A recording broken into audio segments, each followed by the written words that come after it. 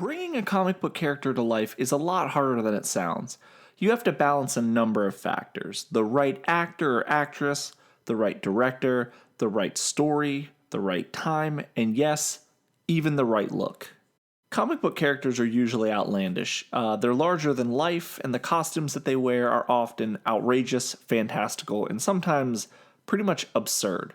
Over time, characters have had their costumes updated and altered to fit new audiences, and because of that, here's Key Issue's Guide to the 10 Best Comic Book to Film Redesigns Ever.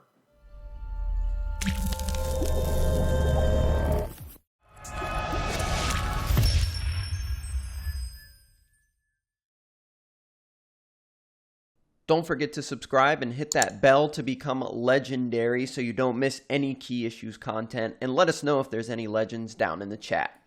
Now, before we begin, let us explain what we mean. These are not characters who are hyper accurate to their comic book outfit. That would be a really easy video to make. You could just pick all the major characters: Spider-Man, Superman, Iron Man, Thor, the list goes on. Instead, the qualifying factors for this list are characters who saw a drastic change in their costume from comic book to film, and that change also happened to be positive. However, we aren't saying that the redesign is necessarily better than the original design from the comics. We're just saying that when it came to life, it was right. This means that costumes can be inspired by, but not directly ripped from the comics. In fact, in many of these examples, the characters look shockingly dissimilar to their comic book counterpart. Understand the rules? Good. Let's move on. Starting at number 10, we have Aquaman from the Justice League. And Aquaman is a character that has struggled to be labeled cool for a really, really long time. In fact, your average person probably thinks that Aquaman is a giant joke. After all, he was pretty much the butt of comic book jokes for roughly 70 years, and that kind of seemed to all change with Geoff Johns and his New 52 Aquaman run, and after that, Johns reworked the character. People really started to like Aquaman. After all, he is a permanent member of the Justice League, and he has some pretty awesome powers. But recently, he has shot up in popularity with fans and casual viewers due to his awesome new look. His look in the film Justice League and the upcoming Aquaman solo film make him look pretty much like a grade A badass. He has King's armor, an awesome trident, and he's ditched kind of the campy orange and green look.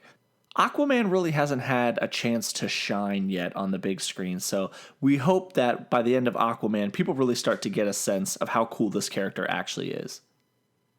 Number 9 is a character we can probably all agree on, and that's Falcon. In the comic books, Falcon looks like he works at a strip club under the stage name Red Chicken. And maybe that's a bit harsh. There are some instances in the comic books where his look is kinda cool, but not many, and I think most people can agree that the tactical upgrade Falcon received in Winter Soldier was much needed. Since then, he has had a half dozen more appearances, and his look has even been further refined. Guns, missiles, predator drones, animatronic wings. I think I sold you on this. Number 8 is Bane. Wait, before you get too offended and you click off the video, just try to remember that Bane's costume in the comics is essentially a luchador's costume. He's just a steroided out Mexican pro wrestler. And over time in the comics, his look changes a lot, but the biggest departure, and frankly my favorite look, was his look in The Dark Knight Rises. Bane sports a much more tactical look in this universe. His mask is made more threatening, in my opinion, by the fact that you can see his facial expressions. The mask also makes sense within the context of the universe, which it kind of doesn't in the comics, except for him, looking like a luchador. He sports multiple outfits throughout the film, from a shirtless badass to a trench-coated badass to a motorcycling badass, and what I'm trying to get at here is that he looks like a badass. Even his voice is iconic now. I can't read Bane and not think of Tom Hardy's voice. That's the best I can do. You're going to have to deal with that. The only thing more threatening than this version of Bane is the naked version that Batman has to fight in the Tom King run, and I think that's probably the scariest version of Bane. Like, you already have to fight Bane. Why does he got to be nude? Coming in at number 7, we have Killmonger. And I know this pick is pretty much a cop-out because you're probably thinking, Killmonger's just wearing the same costume that Black Panther was wearing. And to that I would reply, what is your point? The costume is badass. But even before he gets that alternate costume in Black Panther, he looks pretty awesome. He has this weird outfit that he wears in the museum. He's somebody who doesn't really look like he fits in the Marvel Cinematic Universe. From his hair to his American-style tactical gear, he kind of stands out. Not to mention his scarred body, which represents his massive kill count. In the comic books, Killmonger is just a shirtless dude wearing skulls around his neck. But in the MCU, he's been upgraded to have the best possible, most highly technically advanced armor in the entire cinematic universe. It's quite the upgrade if you ask me. Number 6 is Batman from the Dark Knight trilogy, and wait, hold on. You said that guys like Batman weren't going to be included in this list. Well, first off, I lied, and second off, I lied for a reason. Prior to the Dark Knight trilogy, Batman on screen was wearing one of two things. Either a spandex costume like Adam West, or 11 variations of rubberized plastic that everybody from Michael Keaton to George Clooney wore. The comic book version of the same characters either ignored those influences or stuck with what worked. It was only after the Dark Knight trilogy that you really started to see Batman's cape and cowl start to turn into a cape, cowl, and armor. Batman's costume makes a pretty radical departure between Batman Begins and The Dark Knight, and they even explain this. Meaning that Batman in the real world needs armor that functions for a real human body. It looks lightweight, Kevlar strong, and packed with all the traditional technical gadgets that Batman's known for, and some that we had never seen. The other positive thing about this is that it's not reinvented every film, just slightly improved to function better for the environment Batman's in. It seemed like the other versions of the costumes were developed more to sell toys than actually be a realistic interpretation of what Batman would wear in real life. Number 5 is Captain America, and this is another costume that you probably didn't anticipate seeing on this list, but it has to be included. Captain America's costume in the comics is a bit ridiculous. It's bright blue, and for many years it was pretty much just spandex with a ripped dude underneath. And Marvel seemed to know what they were doing when they redesigned it to a period-appropriate costume that was a hybrid between World War II fatigues and Captain America's stage show costume in Captain America: First Avenger. When the Avengers came out, the costume took a slide backwards, and many people liked that costume at the time, but have since realized it's pretty ridiculous looking. And it was also a tongue-in-cheek joke that skipped by many fans.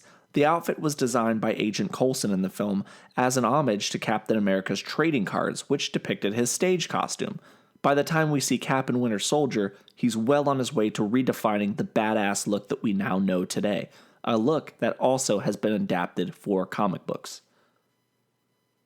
Number 4 is Peter Quill, aka Star Prince. Lord, come on, man.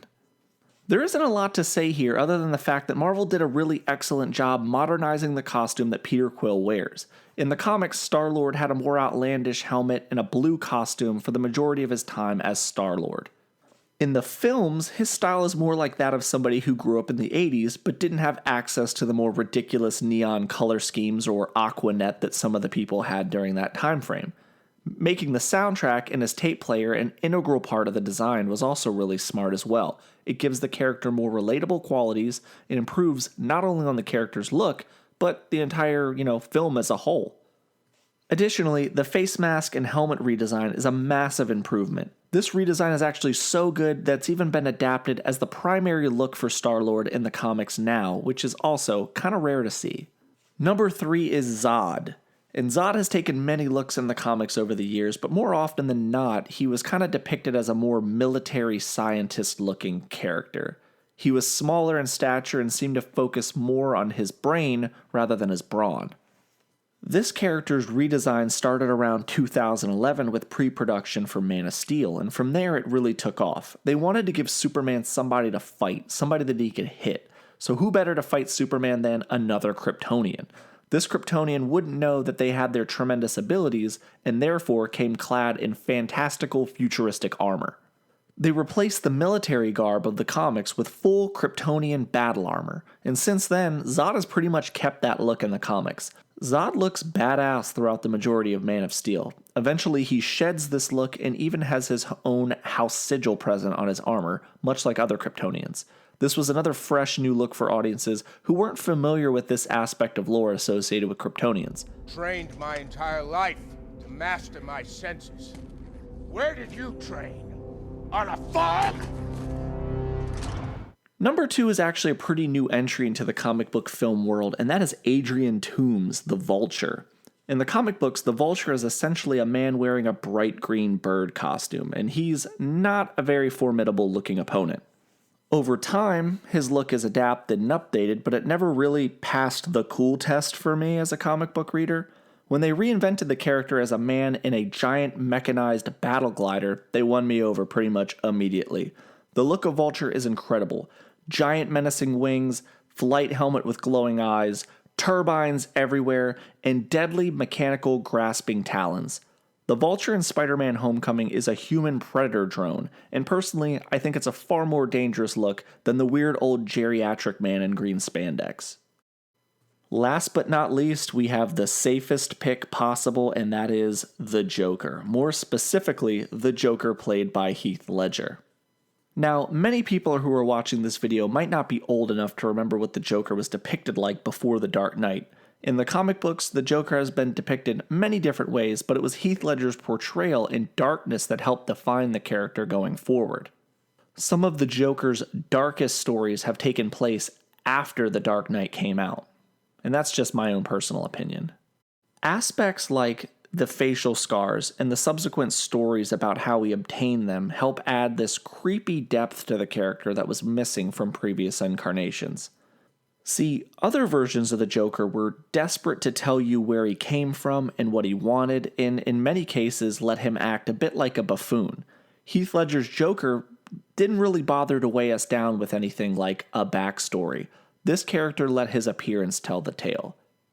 His fingers were caked in makeup, where he applied it himself, and his makeup was less like a clown and more like a painting from the Dark Ages. His suit appeared as fragmented and tossed together as the motivations that he displayed in the film, and as Gordon says, it's custom made. It even featured a number of hidden knives that he could use whenever somebody got too close, specifically Batman.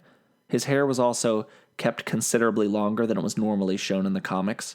It's kind of wild and unkempt. It looked greasy and unwashed, and a big departure from the generally well-kept together character from the comic books that we all know.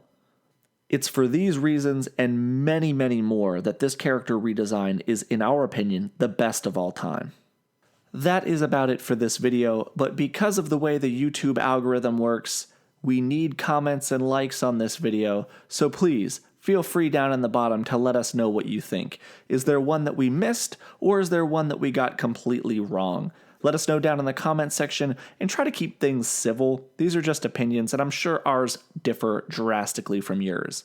Big shout out to our Patreon supporters, and this has been Nick from Key Issues, and remember the motto, comics over everything.